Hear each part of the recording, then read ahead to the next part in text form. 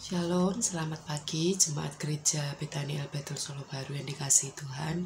Pagi hari ini kita mengucap syukur kita boleh kembali menjalani aktivitas kita bersama dengan Tuhan. Mari sebelum saya memberikan share firman Tuhan pagi hari ini, renungan, kita mau sama-sama berdoa terlebih dahulu.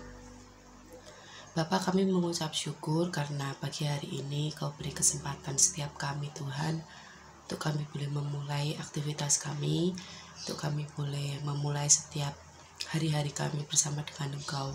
Tuhan, kami berdoa biarlah dari hari demi hari Tuhan, kami boleh memelihara iman kami boleh hidup karena kami percaya Tuhan setiap janji-janji-Mu, kami percaya setiap firman-firman-Mu dalam hidup kami. Terima kasih Tuhan Yesus, hanya di dalam nama-Mu Bapa kami berdoa dan mengucap syukur. Haleluya, amin. Saudara yang dikasihi Tuhan, hari ini saya rindu membawakan firman Tuhan tentang satu tokoh, Abraham. Kita tahu bahwa Abraham itu adalah bapak orang percaya. Jadi kita mau belajar apa yang dilakukan Abraham sampai dia itu boleh dipercaya Tuhan untuk menjadi bapak orang percaya. Kita buka dalam Roma 4 pasal yang pertama, ayat yang pertama sampai ayat yang ke-25, saudara ya. Saya bacakan untuk saudara, tapi tidak semuanya. Nanti saudara setelah melihat video ini, saudara bisa membacanya dengan lebih teliti lagi. Mungkin saudara bisa menggali firman Tuhan lebih lagi. Saya mau membacakan pada ayat yang ke-18 terlebih dahulu. Sebab sekalipun tidak ada dasar untuk berharap, namun Abraham tetap percaya juga dan berharap bahwa ia akan menjadi bapa banyak bangsa, menurut yang telah difirmankannya. Demikianlah banyaknya nanti keturunanmu. Imannya tidak menjadi lemah walaupun ia mengetahui bahwa tubuhnya sudah sangat lemah karena usianya telah kira-kira 100 tahun dan bahwa rahimnya Sarah telah tertutup. Tetapi terhadap janji Allah ia tidak bimbang karena ketidakpercayaan, malah ia diperkuat dalam imannya dan ia dimuliakan Allah dengan penuh keyakinan bahwa Allah berkuasa dan melaksanakan apa yang telah dijanjikannya. Karena itu hal ini diperhitungkan kepadanya sebagai kebenaran. Kata-kata ini yaitu hal ini diperhitungkan kepadanya tidak ditulis untuk Abraham saja, tetapi ditulis juga untuk kita semua, sebab kepada kita pun Allah memperhitungkannya, karena kita percaya kepada Dia yang telah membangkitkan Yesus di antara orang mati, yaitu Yesus yang telah diserahkan kepada pelanggaran kita dan dibangkitkan kepada pembenaran kita. Kita tahu saudara bahwa Abraham itu mendapat janji dia akan menjadi bapak orang percaya. Dia akan punya banyak keturunannya akan menjadi bangsa-bangsa yang besar gitu ya. Padahal kenyataannya kita tahu bahwa Abraham itu sudah tua, rahimnya Sarah juga sudah mandul, saudara. Nah, dikatakan di sini saudara bahwa Abraham itu dia tidak bimbang gitu ya. Dia tidak bimbang dalam mempercayai janji Tuhan dalam hidupnya gitu saudara. Nah, yang pertama yang saya mau tekankan pagi hari ini adalah kita harus tahu janji Tuhan apa dalam hidup kita, saudara. Kalau Abraham kan dia sudah tahu nih, oh aku akan punya keturunan yang akan menjadi bangsa-bangsa. Keturunanku akan menjadi pasir di laut, bintang-bintang di langit gitu ya saudara. Nah, yang jadi PR itu yang pertama adalah kita harus tahu janji Tuhan dalam hidup kita apa. Mungkin itu dalam pekerjaan kita atau mungkin dalam pribadi kita. Mungkin Tuhan pernah janji dalam hidup kita akan menjadi seorang penginjil mungkin, atau kita akan menjadi seorang hamba Tuhan, atau kita akan menjadi seorang penulis gitu, atau kita pokoknya janji Tuhan dalam hidup kita. Bahkan mungkin di sini Bapak Ibu yang mendengarkan renungan hari ini, mungkin kau menganggap bahwa saya ini udah tua nih. Apakah Tuhan masih punya janji dalam hidup kita? Saya yakin dan percaya Tuhan pernah punya janji dalam hidup kita semua di tempat ini.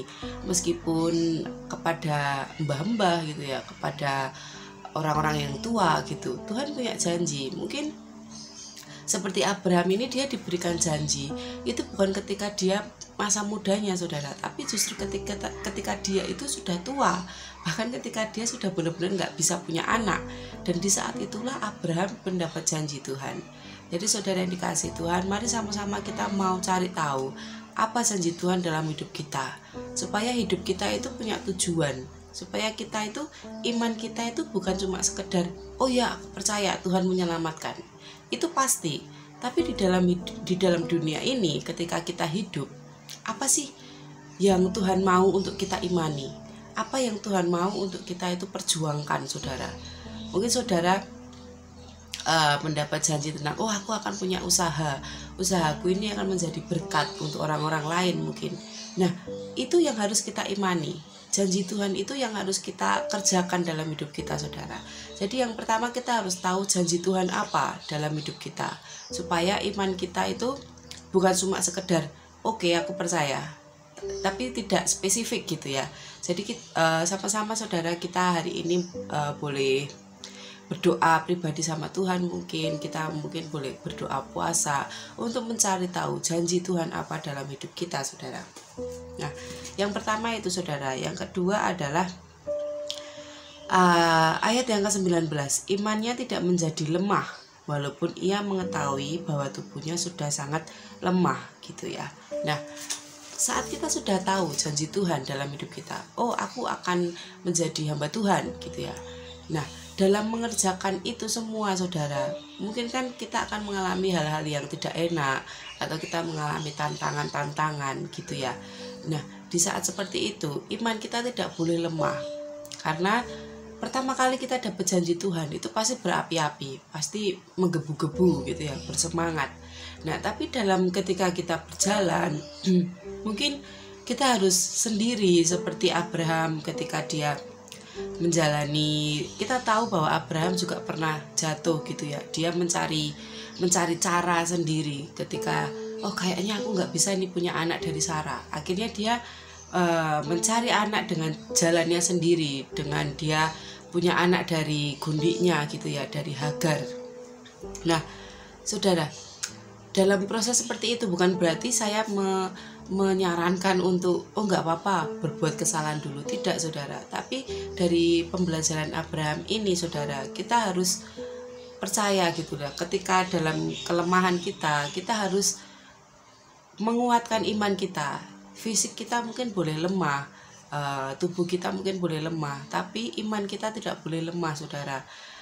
Pengharapan kita sama Tuhan itu tidak boleh lemah. Itu yang terpenting, saudara. Yang pertama kita harus tahu janji Tuhan. Yang kedua kita harus terus berjalan dalam iman yang kuat. Kita tidak boleh lemah. Kita harus dalam perjalanan ini harus melatih diri kita gitu ya. Seumpama ketika kita dalam kelemahan, ya coba kita sharing sama teman-teman rohani kita, coba kita sharing sama bapak rohani kita, apa yang menjadi kelemahan kita, apa yang menjadi hambatan kita dalam menjalani janji Tuhan ini gitu, saudara. Nah, yang kedua adalah kita harus kuat dalam iman kita, saudara. Dan yang terakhir, saudara, ayat yang ke-21 terlebih dahulu. Dengan penuh keyakinan bahwa Allah berkuasa untuk melaksanakan apa yang telah Ia janjikan. Karena itu, hal ini diperhitungkan kepadanya sebagai kebenaran. Kata-kata ini, yaitu hal ini diperhitungkan kepadanya, tidak ditulis untuk Abraham saja, tetapi ditulis juga untuk kita, sebab kepada kita pun Allah memperhitungkannya karena kita percaya kepada Dia, Yesus, yang telah membangkitkan Yesus Tuhan kita di antara orang mati. Ternyata, saudara, perjalanan iman Abraham, kekuatan dia ketika dia mempercayai janji Tuhan itu, dampaknya itu bukan hanya untuk dirinya sendiri gitu. Ternyata itu juga bisa berdampak kepada kita hari ini. Bayangkan, Abraham hidup tahun berapa dan kita hidup tahun berapa. Ternyata karena ketaatannya Abraham ketika dia menjalani janji Tuhan, imannya dia, itu bisa membawa janji Tuhan itu juga turun atas kita. Jadi ketika seumpama seperti inilah, mungkin beberapa dari kita latar belakang kita mungkin bukan dari Kristen gitu ya, mungkin kita ada yang dari agama Muslim atau mungkin dari agama yang lain, dan di tengah perjalanan hidup kita ketemu sama Yesus. Nah, dari hidup kita yang ketemu sama Yesus, kita bisa mewariskan iman kita. Kita bisa mewariskan iman kita itu kepada anak kita nanti kepada anaknya, kepada cucu kita, dan lain sebagainya, saudara. Nah, jadi ternyata iman yang kita perjuangkan ini, janji Tuhan yang kita perjuangkan ini, tidak hanya berhenti kepada diri kita, tapi kita bisa mewariskannya kepada anak-anak kita, kepada cucu-cucu kita, bahkan kepada lingkungan kita, orang-orang di sekitar kita, bisa mengalami janji Tuhan juga dalam hidup kita, saudara. Nah, jadi saudara yang dikasihi Tuhan, yang pertama kita harus tahu janji Tuhan dalam hidup kita. Yang kedua, kita harus punya iman yang kuat, saudara. Kita harus terus berharap sama Tuhan. Dan yang ketiga, saudara, kita harus percaya bahwa apa yang kita kerjakan hari ini itu akan turun sampai ke anak-anak kita, sampai ke cucu-cucu kita, saudara. Demikian renungan yang boleh saya sampaikan, biarlah ini boleh menjadi landasan untuk kita memulai hari ini bersama dengan Tuhan. Terima kasih, selamat beraktivitas, Tuhan Yesus memberkati.